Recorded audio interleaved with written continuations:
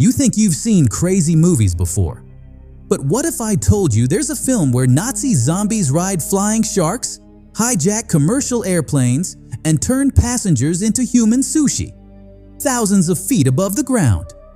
No warning, no escape, no mercy. This is not a dream. This is not a parody. This is Sky Sharks. Hello everyone, this is Film Lens, and today we'll be talking about a science fiction action film called Sky Sharks. Be ready. Spoilers ahead. Somewhere inside the airspace of Russia, a commercial airline is carrying numerous passengers through the clouds beneath the setting sun. Inside the cabin, people are numbing themselves with ridiculous sources of entertainment, completely unaware of the horror that's approaching. What makes it even worse is a Japanese man who looks like he stepped straight out of Mortal Kombat, struggling to control his alcohol intake while desperately trying to flirt with an airline hostess, only to be rejected and treated like an annoying insect. However, what these people don't realize is that their peaceful flight is about to come to a sudden and violent end. As the pilots continue flying through the clouds, they soon notice multiple unidentified objects following closely behind. It's quickly revealed that these mysterious entities are actually a squad of humanoids riding flying sharks. The creatures surround the aircraft and fire a missile directly at the commercial plane. Very soon, the enemy jumps onto the aircraft's body, cutting open the outer walls and forcing their way inside. At the same time, the pilots desperately attempt to maneuver away, but they're stunned by a monster flying straight toward them, which quickly kills them both. As a result, the airplane begins shaking violently while passengers panic in terror. But the nightmare has only begun. A giant zombie soldier storms through the cabin, slaughtering humans without any mercy. Things grow even worse when the flying sharks start attacking the plane, tearing passengers apart with their jaws in horrific fashion. The enemy captain jumps onto the aircraft, shocking everyone with her zombified appearance. Before the male passengers can even process their conflicting emotions, they're brutally torn apart by the voluptuous enemy. As the entire aircraft begins nosediving toward the ground, the female zombie calmly leaps out of the falling plane, escaping moments before the aircraft crashes toward its inevitable destruction. Sometime later, in the city of New York, a woman named Angelique drives her expensive sports car, clearly paid for by her sugar daddy, straight toward the headquarters of Richter Technology. It's revealed that she's the daughter of the company's owner, Richter, a man who has extended his life beyond its natural limits using a powerful serum developed by his own company. They've both been alerted to the recent attack on the commercial airline owned by their company, and Richter immediately decides to send a team to investigate. Surprisingly, they discover a suspicious warship near the crash site. Richter then sends his other daughter, Diablo, to investigate further alongside a local tour guide. What they don't realize is that an adventurous couple is already inside the massive warship, engaging in intense bedtime exercises. Their fun is cut short when the boyfriend is suddenly killed by a Nazi zombie from behind. The woman manages to fight back, shooting the creature and escaping. But she's quickly captured by more enemies, dragged across the floor while screaming in agony. She's taken into a large chamber, hung upside down above a feeding tank, where numerous sharks leap from the water and violently rip her apart. At the same time, Diablo arrives at the destination with her companion and is stunned by the massive size of the warship.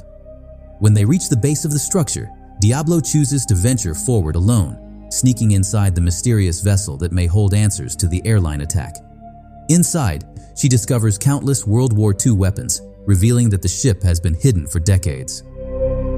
She reaches a massive chamber and witnesses a shocking sight: Nazi symbols everywhere, with countless soldiers hanging from the ceiling. She transmits the images to her father, unaware that the soldiers are slowly awakening as a mysterious liquid is injected into their bodies. Despite the danger, Diablo presses forward.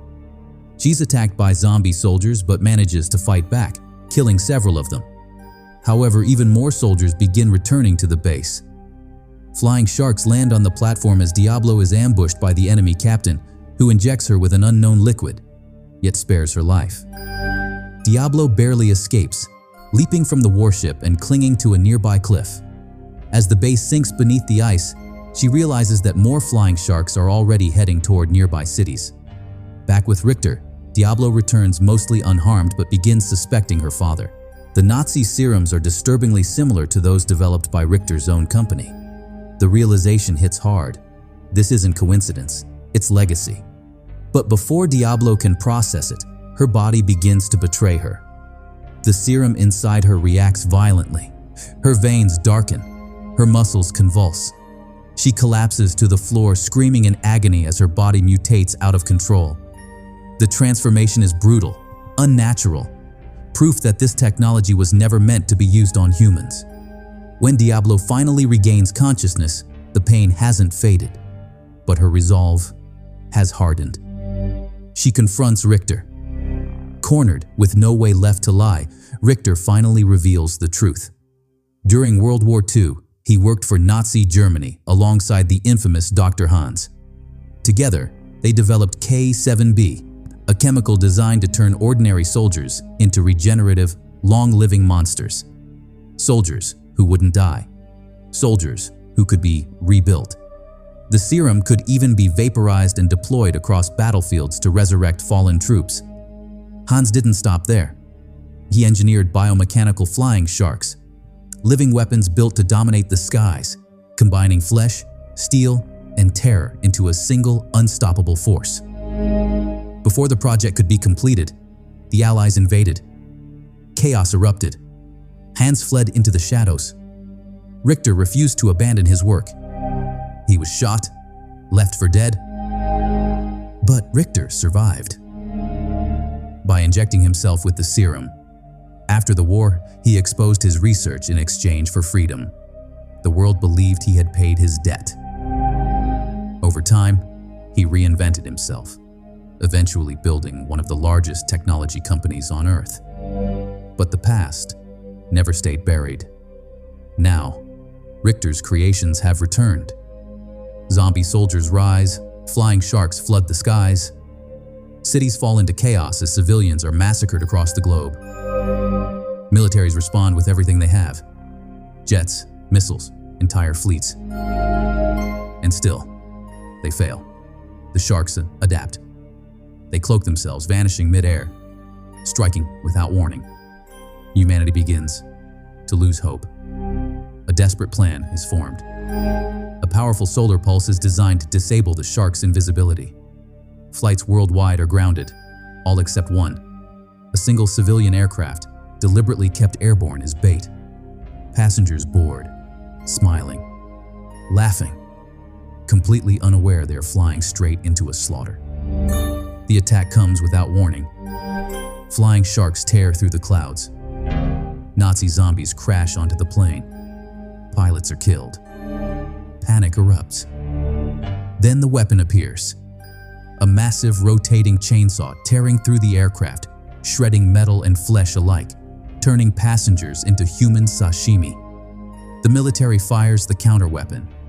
It fails. That's when Richter reveals his final creation. A massive battleship rises. And with it, a bioweapon unlike anything the world has ever seen. Through advanced nanotechnology, Richter controls a colossal shark monster directly with his mind. As the battle rages, Diablo briefly turns against her own team, the serum twisting her instincts. But Angelique saves her at the last moment with an antidote. The final battle erupts across the sky.